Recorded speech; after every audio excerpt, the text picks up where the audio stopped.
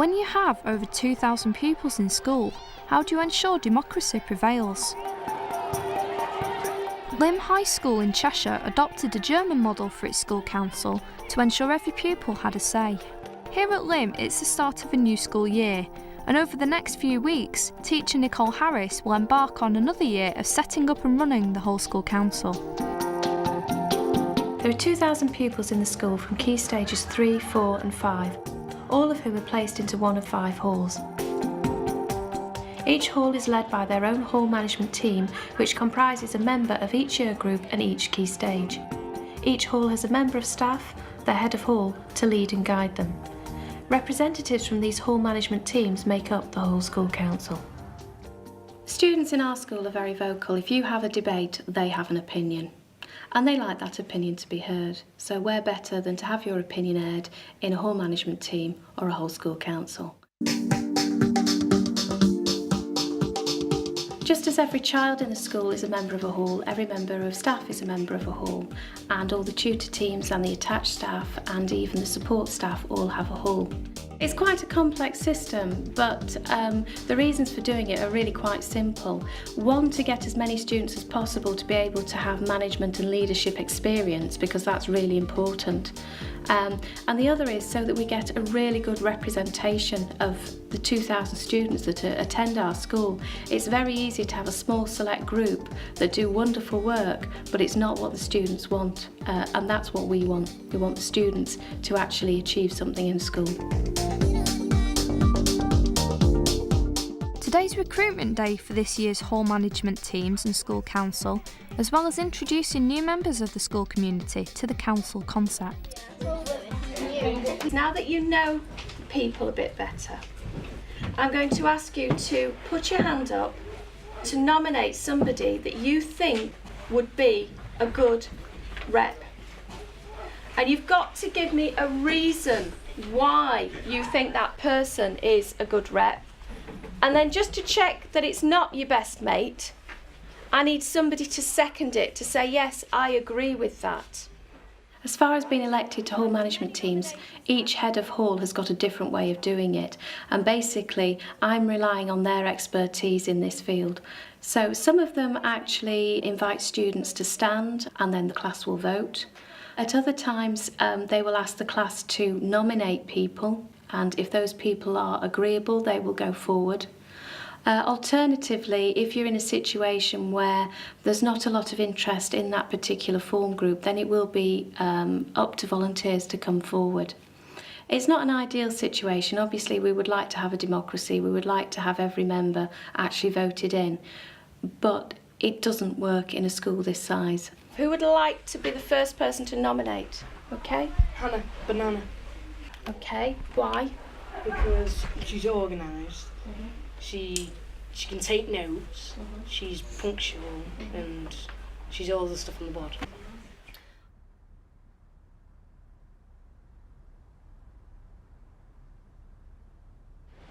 Hands up if you think that communication is a major issue for your hall council or your management team not succeeding at times. Keep your hands up, or add to that if you think attendance is a problem, people not turning up. Who finds feeding back to your forms and collecting information from them a major pain? That's a big one. That's a big one. Possible solutions for you. This is supposed to be a training session. I must admit that hall council training and whole school council training has been a little bit lapse of late. Simply because we put a large investment in 1999-2000 where we took students out and we actually enrolled them on courses, but unfortunately we've had a reality check since then and we can't spare staff to go out with the students themselves.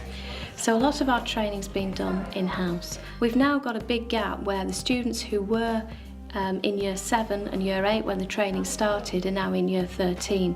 So we need to establish another really good cohort of well-trained students. But I will not be telling them how to do it. It's their hall management team and they have subtle ways of doing it themselves. Ultimately, what you want to do will be talked about either in hall meetings, staff hall meetings, or in headship team. So sometimes it is a really good idea to get one of the assistant heads, the deputy head, or the head on your side so they can actually help you. The council meets approximately every month, every 6 weeks, so they are quite infrequent, but we find that having them at those particular periods within the term, it means that the hall management teams can actually achieve something. So if you set them a target, they can achieve it, and then it can be reviewed at the next council meeting. My philosophy behind organisation is KISS, keep it simple, stupid, because if you try and overcomplicate things, if you try and do too much paperwork, both yourself and the students are just going to be run ragged. So I do try and keep it to an absolute minimum. They let me know what they want on the agenda in advance. I type it up. I go to the whole school council meeting with the agendas already typed up, ready to distribute them. We discuss agenda items, and then I will write the minutes up from notes that the students have made, because if I'm chairing the meetings, I can't actually have the time to write the minutes as we're going along, so the students take it in turns to do that for me. Next we'll go to hall issues for the coming year. You should have discussed this within your hall councils and kind of come up with a list of things that we want to do this year. So, Dunham? I think we discussed the trip to the Trafford Centre again, and maybe pairing with Arlie for that. And We've got your London trip as well.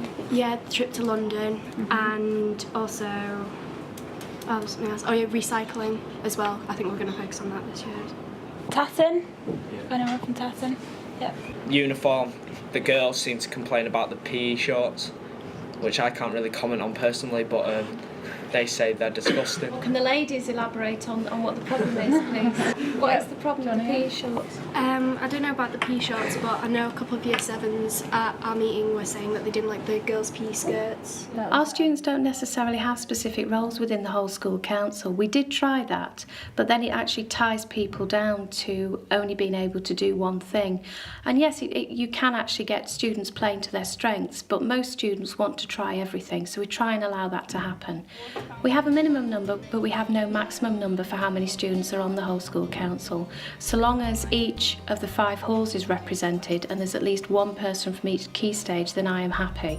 However, what I tend to do is try and encourage 2 or 3 from each key stage group to come along, just so that we've got a representative sample, so that if somebody can't come or they're absent, we can actually continue the work and the communication's effective. Walton?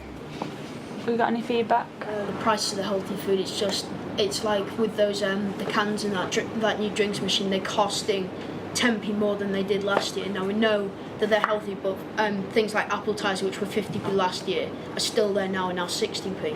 And it's just about lowering the price. People will pay for healthy food, but not so the price is ridiculous. As far as the cans are concerned, yes, by all means tackle that. Don't forget though that they did try to put them up to 80p at the beginning of this year, and we got them to reduce it down to 60p. I certainly think that it's worth maybe doing a whole school complaint about that. So yes, I certainly think that we maybe need to invite the kitchen staff down here and have a discussion about that. We have staff who appear as special guests to discuss certain issues. For example, the head of the dining room comes along to discuss when she has issues, to discuss with the students, i.e. she's found a new supplier, or she's trying to start and use fair trade products or organic products, and she just wants to ask the children's opinion. Basically, we try to invite the member of staff with responsibility for the area where the students have an issue, and we try and make it as friendly as possible, but also put them on a spot a bit and try and get something done. We are looking at the water fountain, and we do need to know about fundraising. Because I don't know if you're aware, but we've discussed for a while having a water fountain, but I do not think that the school will fund another water fountain. So what I'd like you to do is to take this back to your hall management teams, please, and I would like each hall to look at coming up with an individual fundraising plan to pay for some water fountains for the rest of you, please. Achievements for whole school councils are really, really important, and actually landmarking those achievements so that students coming into the school know what the whole school council has achieved is a massive issue, because otherwise they're just not interested in it and they just think it's a waste of time. So achievements such as being part of the interview process when new staff are appointed, going to governors' meetings, changing the food in the dining room so that we had a pasta bar.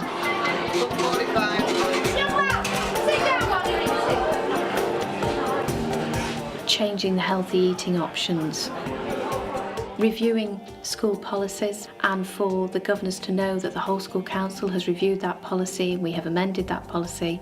That has actually been quite a big kudos for us. We have a shelter that has taken forever to build. It was a massive project, the money had to be raised, and it was really just to prevent the students from getting wet when they were waiting in the dinner queue. We had major complications in that, and the whole school council just really lost heart, and getting over that and actually getting the shelter built was a really, really major thing. One of our biggest achievements, and it's probably an unpleasant topic to talk about, is actually improving the toilets in the school, because most schools do have issues with their toilets. We have had them redecorated, and in some cases we have had them rebuilt. So forcing the issue on that and making them a priority has been a major achievement for us. Emily, did you get the message I put in your register? No. Did your form tutor not give you the message? No. Have you read your emails? No. Oh, okay. Well, we've got a whole school council meeting on Friday. Do you think you can come lunchtime? Yeah. Okay. I'll see you then. Okay. Bye. Bye. Bye. As a wider problem, communication is a massive, massive issue. However, now we have an intranet. What I do is I contact students directly, and they know to look now on the internet. They know to look up at their emails. One of our big projects this year is actually to get that working really, really well, and to have maybe a message board for students and for the whole school council to use. And I think once we get that up, I think that'll be quite an effective tool to combat the issues of communication. Alternatively, if we've got a specific focus, for example, healthy schools, I will put up a display. And it's quite interesting how many students actually stop and they say, oh yeah, that's what they were talking about in that meeting. So that way you know that the message is going home.